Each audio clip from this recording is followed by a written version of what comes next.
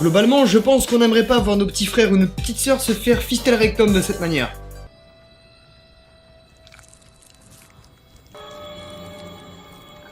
Ma mère me faisait des touchés recto du bout de son doigt.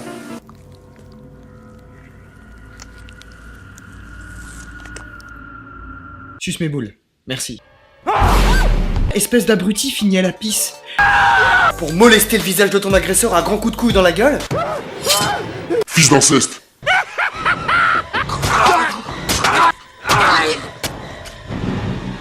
Mais gros, je peux me permettre de t'appeler gros?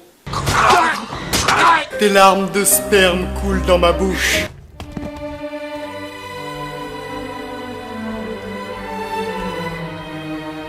Suce mes boules, merci.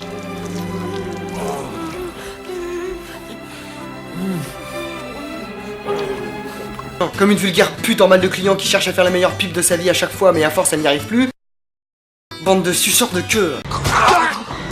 J'ai envie de suivre un inconnu dans la rue, de l'attacher à une chaise pour lui glisser un tournevis plat sous la rotule et faire levier. Un vulgaire cunilingus fait par un mec bourré qui finirait par vomir dans l'utérus de la demoiselle.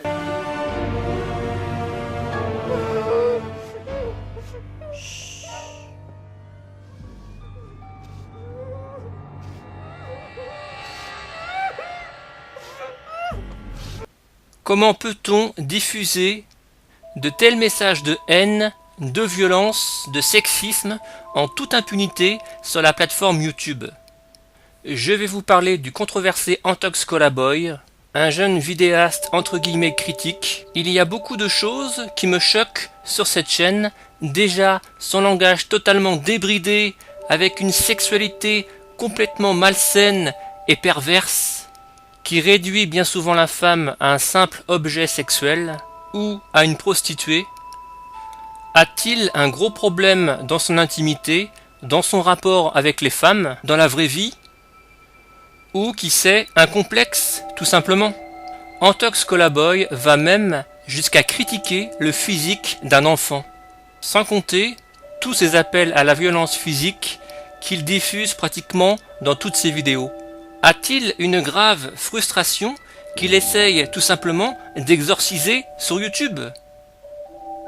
Ou au contraire, tels les jeux du cirque, donne-t-il tout simplement ce qu'une grande partie de son public attend de lui, c'est-à-dire de la haine, du sang et de la grossièreté, pour quelque part, et c'est malheureux, pimenter leur quotidien? Il y a aussi ces montages vidéo, avec un côté très lumineux sur son visage, tel un maquillage, qui tente peut-être de cacher la noirceur de sa vie et de son âme. Mais je pense qu'un jour, le masque tombera. Il y a aussi de profondes contradictions que j'ai pu constater, comme celle-ci. Et ne surtout pas oublier qu'on doit aussi se faire critiquer nous-mêmes. Parce qu'on est loin d'avoir la science infuse. Ce genre de critique ne reste que nos avis perso.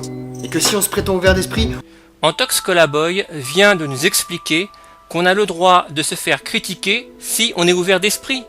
Alors pourquoi ce garçon censure-t-il et strike-t-il, grâce à son network, les vidéos et les chaînes qu'il n'aime pas? Antox Colaboy, es-tu vraiment si ouvert d'esprit après tout cela? Il y a aussi cette citation de ce jeune critique que je vous laisse écouter. Signalez et boycottez ces chaînes autant que vous le pouvez. Même si je sais qu'une petite rafle pimentée, c'est toujours tentant.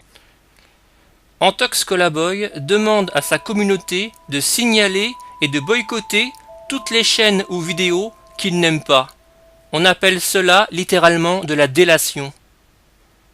Et son expression une rafle pimentée. C'est toujours tentant. Je ne sais pas si Antox Colaboy connaît vraiment la définition de ce mot rafle. C'est un mot extrêmement inhumain et mortifère. On regroupe littéralement une communauté de gens pour les emmener quelque part et les massacrer. Les massacrer. Voilà le message de haine que fait passer Antox Colaboy une fois de plus à sa communauté. Est-ce que sa communauté doit être une arme de destruction massive pour satisfaire ses envies personnelles?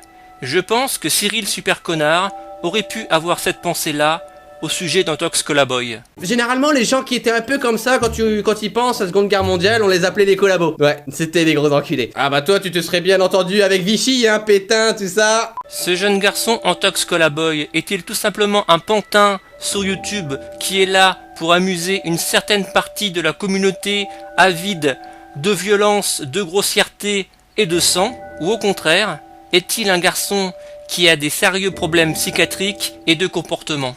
Embrasser le côté obscur de la force et transmettre de la haine à travers un certain rire va finir par lui coûter très cher. Il faut savoir s'arrêter à temps. J'espère du fond du cœur qu'il retournera du côté lumineux de la force et qu'il arrêtera de juger, de montrer du doigt des mères de famille, des enfants, des hommes, des femmes sur YouTube qui n'ont rien demandé. Que sa haine et sa méchanceté gratuite peuvent détruire.